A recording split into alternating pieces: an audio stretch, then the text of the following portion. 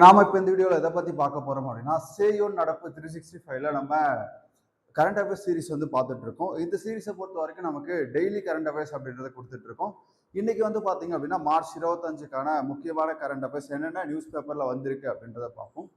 முதல்ல பாருங்க, மார்ச் 25 நடப்பு நிகழ்வுகளில்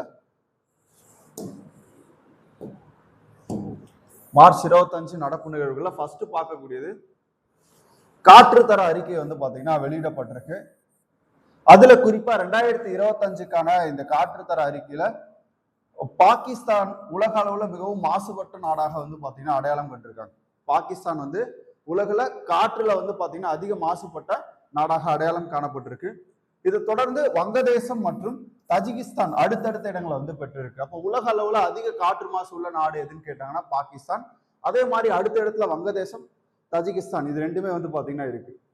இந்தியா எத்தனாவது இடத்துல இருக்கு அப்படின்னு கேட்டாங்கன்னா 6வது இடத்துல இருக்கு. இந்தியா வந்து பாத்தீங்க அப்படின்னா 6வது இடத்துல இருக்கு. அடுத்து பாருங்க, சுவிஸ் காற்றுத்தர தொழில்நுட்ப நிறுவனமான IQHR இவங்க தான் வந்து பாத்தீங்கன்னா இந்த காற்றுத்தர அறிக்கையை வந்து வெளியிட்டு இருக்காங்க.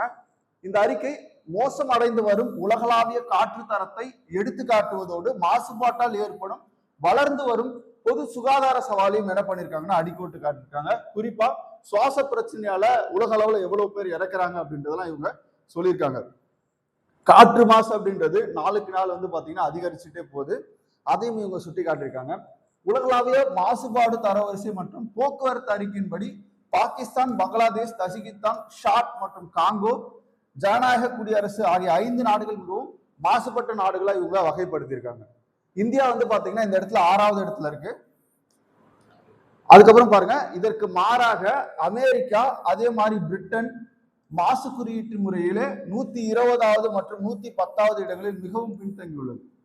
அப்ப அமெரிக்கா வந்து பாத்தீங்கன்னா 120வது இடத்துலயும், பிரிட்டன் வந்து பாத்தீங்கன்னா 110வது இடத்துலயும் வந்து இருக்காங்க இந்த மாசு கட்டுப்பாட்டு குறியீட்டுல. அப்ப இவங்க வந்து பாத்தீங்கன்னா உலக அளவுல சிறந்த தரத்தை வந்து பாத்தீங்கன்னா பெற்று இருக்கிறதா சொல்றாங்க. அதே மாதிரி நகர அளவுல உத்தரப்பிரதேசத்தின் லோனி உலகிலேயே மிகவும் மாசுபட்ட நகரமாக உருவெடுத்திருக்கு. உத்தரப்பிரதேசத்தில் உள்ள லோனி நகரம் இருக்கு இல்லையா, அது வந்து உலகிலேயே மிகவும் மாசுபட்ட நகரமாக உருவெடுத்திருக்கு.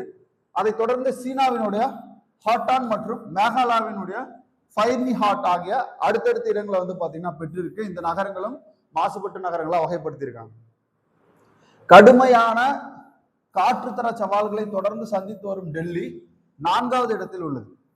இங்க பாருங்க, முன்னாடிலாம் டெல்லி தான் வந்து முதல் இடத்துல இருக்கும். இப்ப டெல்லியை வந்து ஓவர்டேக் பண்ணி உத்தரப்பிரதேஷ், மேகாலயா இந்த மாநிலங்களில் இருக்கக்கூடிய நகரங்கள் வந்து பாத்தீங்கன்னா காற்றுத்தர குறியீடுல முன்ன வந்து இருக்காங்க. ரொம்ப மோசமான நிலையை வந்து அது எட்டியிருக்கு.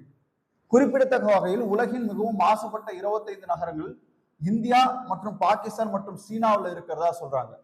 முதல் 4 இடங்களில் 3 நகரங்கள் வந்து பாத்தீங்கன்னா இந்தியாவில் அமைஞ்சிருக்கு. மாசுபட்ட காற்று மாசுபாடுல முதல் இருக்கக்கூடிய 4 நகரங்கள்ல 3 நகரங்கள் வந்து இந்தியாவில் அமைஞ்சிருக்கிறதா சொல்லியிருக்காங்க. தென்னாப்பிரிக்காவின் நியூ ஹுட்வில்லோ மிக குறைந்த காற்றளவு, அதாவது PM2.5 அளவுடன் மிக தூய்மையான காற்றை பதிவு செஞ்சிருக்கு. எதுன்னு பாத்தீங்கன்னா தென்னாப்பிரிக்காவில் உள்ள நியூ ஹுட்வில்லோ அப்படின்ற ஒரு நகரம். அடுத்து பாருங்க, நீதிபதி பிரசாந்த் குமார் மிஸ்ரா இவங்க நேற்று ஒரு தீர்ப்பு வந்து சொல்லியிருக்காங்க. இவங்க தலைமையிலான அமர்வு என்ன சொல்லியிருக்காங்க அப்படின்னா, இப்போ SC பட்டியலில் இருக்கவங்க ஒருத்தவங்க மதம் மாறினால், குறிப்பா கிறிஸ்துவ மதத்துக்கோ அவங்க மாறுறாங்க அப்படின்னா அவங்களுக்கு அந்த SCக்கான சலுகை கிடைக்காது அப்படின்னு சொல்லியிருக்காங்க. ஒருவர் பட்டியல் சாதியில் பிறந்தாலும் மதம் மாறுவதால் பட்டியல் சாதி அந்தஸ்து தானாக இழக்கப்படும் அப்படின்னு சொல்லிட்டு என்ன பண்ணிருக்காங்கன்னா நீதிபதி பிரசாந்த் குமார் மிஸ்ரா தலைமையிலான உச்ச நீதிமன்ற அமர்வு வந்து தெளிவுபடுத்தியிருக்காங்க. இந்த தீர்ப்பு 1950ஆம் ஆண்டின் அரசியலமைப்பு பட்டியல் சாதிகள் உத்தரவின் 3ஆம் பிரிவை அடிப்படையாக கொண்டது. அப்பிரிவு பட்டியல் சாதியினருக்கான அங்கீகாரத்தை இந்து மதத்தை பின்பற்றுபவர்களுக்கு மட்டுமே வெளிப்படையாக கட்டுப்படுத்துகிறது அப்படின்னு சொல்றாங்க. பின்னர் இது சீக்கியர்கள் மற்றும் பௌத்தர்களுக்கு நீட்டிக்கப்பட்டது. இந்த கட்டுப்பாட்டை நிச்சயமான மற்றும் முழுமையானது என்றும் விதிவிலக்குகளுக்கு இடமளிக்கவில்லை என்றும் நீதிமன்றம் வந்து பாத்தீங்கன்னா தெளிவா சொல்லியிருக்காங்க. குறிப்பா இதுல அவங்க சொன்ன விஷயம் என்ன அப்படின்னு பாத்தீங்கன்னா, அவங்க கிறிஸ்துவ மதத்துக்கு மாறினால், குறிப்பா கிறிஸ்துவ மதம் அப்படின்றத அடிக்கோடிட்டு காட்டியிருப்பாங்க. அடுத்து பாருங்க, ஸ்கைட்ராக்ஸ் 2026 உலகளாவிய விமான நிலைய விருதுகள் படி வந்து பாத்தீங்கன்னா டெல்லியில இருக்கக்கூடிய இந்திரா காந்தி சர்வதேச விமான நிலையம் உலக அளவுல 28வது இடத்தை பெற்றிருக்காங்க. ரொம்ப முக்கியமான ஒரு கரண்ட் அஃபேர்ஸ்ங்க. ஓகேவா? இந்த வரிசையில இந்தியாவுக்குள்ள இருந்து ஒரு விமான நிலையம் 28வது இடத்துல வந்து இடம்பெறுது அப்படின்னா டெல்லி இந்திரா காந்தி சர்வதேச விமான நிலையம். அதாவது ஸ்கைட்ராக்ஸ் 2026 அப்படின்ற ஒரு விருது பட்டியல் வந்து பார்த்தீங்கன்னா வெளியிடப்பட்டிருக்கு. அந்த விருது பட்டியலை பொறுத்த வரைக்கும் உலகில் சிறந்து இருக்கக்கூடிய விமான நிலையங்களை முன்னிறுத்தி அந்த பட்டியல் அப்படின்றது வெளியிடப்படுது. குறிப்பா ஸ்கைட்ராக்ஸ் 2026 விமான நிலைய விருதுகளின் படி டெல்லி இந்திரா காந்தி சர்வதேச விமான நிலையம் உலக அளவுல 28வது இடத்தை வந்து பிடிச்சிருக்கு. முதல் 30 இடங்களுக்குள் இடம் பிடித்துள்ள ஒரே இந்திய விமான நிலையம் எது அப்படின்னு பாத்தீங்கன்னா இந்தியாவில் இருக்கக்கூடியது டெல்லி சர்வதேச விமான நிலையம், இந்திரா காந்தி சர்வதேச விமான நிலையம். கடந்த 2025ஆம் ஆண்டு இது 32வது இடத்துல இருந்தது. தற்போது வந்து பாத்தீங்க அப்படின்னா குறிப்பா உங்களுக்கு 28வது இடத்துல முன்னேறி இருக்கும். தொடர்ந்து 8வது ஆண்டாக இந்தியா மற்றும் தெற்காசியாவின் சிறந்த விமான நிலையம் என்ற விருதை வந்து பாத்தீங்கன்னா நம்முடைய டெல்லியில இருக்கக்கூடிய இந்திரா காந்தி சர்வதேச விமான நிலையம் வென்று இருக்கு. அடுத்து முக்கியமான கரண்ட் அஃபேர்ஸ் பாருங்க. நூற்றாண்டு விழா. என்ன நூற்றாண்டு விழா அப்படின்னு பாத்தீங்கன்னா மகத்குல போராட்டம். அம்பேத்கர் அவர்களால் முன்னெடுக்கப்பட்ட ஒரு முக்கியமான போராட்டம். பொதுக்குளங்களில் நீர் எடுக்கக்கூடிய போராட்டம். அப்போதைய அளவுல பெரிதாக பேசப்பட்ட ஒரு முக்கியமான போராட்டம். தென்னிந்தியாவை பொறுத்த வரைக்கும் பெரியார முன்னிலைப்படுத்தும் போது வட இந்தியாவில் இம்மாதிரியான போராட்டங்களுக்கு அம்பேத்கரை முன்னிலைப்படுத்தி இருப்பாங்க. அதுல குறிப்பா 1927ஆம் ஆண்டு மார்ச் 20 நடைபெற்ற மகத் குல போராட்டம். தற்போது இது வந்து பாத்தீங்க அப்படின்னா அதனுடைய 100வது ஆண்டு தொடர் இருக்கிறதுனால அந்த நூற்றாண்டு விழா வந்து கொண்டாடி இருக்காங்க. இதுக்கான நினைவேந்தல் நிகழ்வு மகத்ல வந்து பாத்தீங்கன்னா மகாராஷ்டிராவில் இருக்கக்கூடிய மகத்ல வந்து என்ன பண்ணிருக்காங்க அப்படின்னா திட்டமிட்டு இருக்காங்க. இதுக்கு முன்னாடி நம்ம பார்த்திருப்போம். இது நினைவு கூறக்கூடிய வகையில என்ன பண்ணிருப்பாங்க அப்படின்னா சமத்துவ ஆண்டாக மகாராஷ்டிரா அரசு அறிவிச்சிருக்கோம். 2026 மார்ச் 20 டு 2027 மார்ச் 20 வரையிலான காலகட்டத்தை அது நம்ம முன்னாடி கரண்ட் அஃபேர்ஸ்ல பார்த்திருப்போம். தலைமை பாருங்க. இந்த போராட்டத்துக்கு தலைமை யாருன்னா சமூக சீர்திருத்தவாதி டாக்டர் BR அம்பேத்கர் அவர்களால் இந்த அறப்போராட்டம் வந்து பாத்தீங்கன்னா முன்னெடுக்கப்பட்டது. நோக்கம் பாத்தீங்கன்னா ஒடுக்கப்பட்ட மக்கள் பொதுக்குளங்களில், அதாவது சவுதார் குளம் அப்படின்னு சொல்லுவாங்க. பொதுக்குளம் அப்படின்னா சவுதார் குளம், தண்ணீர் எடுக்கும் உரிமையை நிலைநாட்டவும் தீண்டாமைக்கு எதிராகவும் இந்த மாநாடு மற்றும் போராட்டங்கள் அந்த காலகட்டத்தில் மிகப்பெரிய அளவுல நடத்தப்பட்டது. முக்கியத்துவம் இது தலித் மக்களின் உரிமை போராட்டத்தில் ஒரு மிகப்பெரிய முக்கிய திருப்பு முனையாக கருதப்படுது. ஒரு பொதுக்குளத்துல போய் நீர் எடுக்கிறது.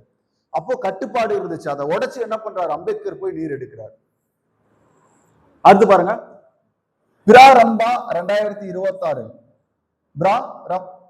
பிராரம்பா 2026 பிரச்சாரம் எதுக்கானது அப்படின்னு பாத்தீங்கன்னா முக்கிய நோக்கம் இந்தியாவின் ஸ்டார்ட் அப் சூழலை அடுத்த கட்டத்திற்கு எடுத்து செல்வதுதான் இதோட முக்கிய நோக்கம்.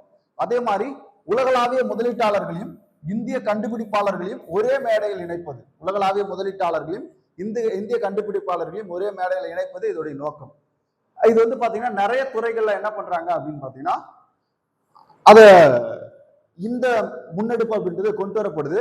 குறிப்பா வேலைவாய்ப்பு உருவாக்கம், ஜாப் கிரியேஷனை பொறுத்த வரைக்கும் அடுத்த 2 ஆண்டுகள்ல சுமார் 10 லட்சம் புதிய வேலை வாய்ப்புகளை உருவாக்குவது இலக்காக இந்த பிரச்சாரம் அப்படின்றது கொண்டு இருக்கு. ஓகேவா? பிரரம்பா 2026 பிரச்சாரம் எதோட தொடர்புடையதுன்னு கேட்பாங்க. உலகளாவிய முதலீட்டாளர்களை இந்திய கண்டுபிடிப்பாளர்களையும் ஒரே மேடையில் இணைப்பது. அடுத்து பாருங்க. குறிப்பாக ஐடி அல்லாத மற்றும் உற்பத்தி துறைகளிலும் ஸ்டார்ட் அப்களை ஊக்கப்படுத்துவது. அடுத்தது 2ஆம் கட்ட நகரங்களின் வளர்ச்சி.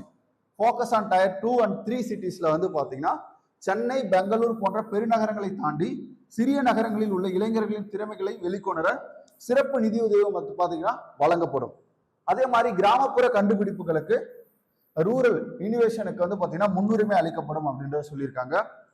அடுத்து பாருங்க. முக்கிய துறைகள் கீ செக்டார்ஸை பொறுத்த வரைக்கும் ஏஐ, டீப் டெக், செயற்கை நுண்ணறிவு மற்றும் மேம்பட்ட தொழில்நுட்பங்களுக்கு வந்து முன்னுரிமை கொடுக்கப்படுது.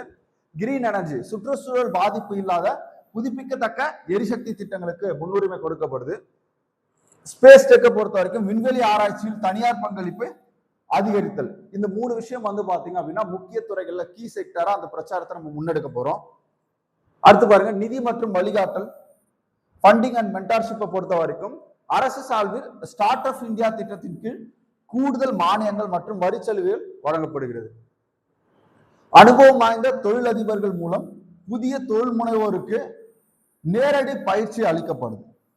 பாருங்க. இன்னைக்கு கரண்ட் அஃபேர்ஸ்ல இருந்த முக்கியமான விஷயம் எல்லாமே நம்ம பார்த்திருப்போம். இன்னைக்கு கரண்ட் அஃபேர்ஸ்ல இருக்கக்கூடிய ஒரு 4 முக்கியமான விஷயம். காற்றுத்தர அறிக்கை, சர்வதேச விமான நிலையம் பட்டியலில் வந்து இந்திரா காந்தி விமான நிலையம் வந்து இடம்பெற்றது.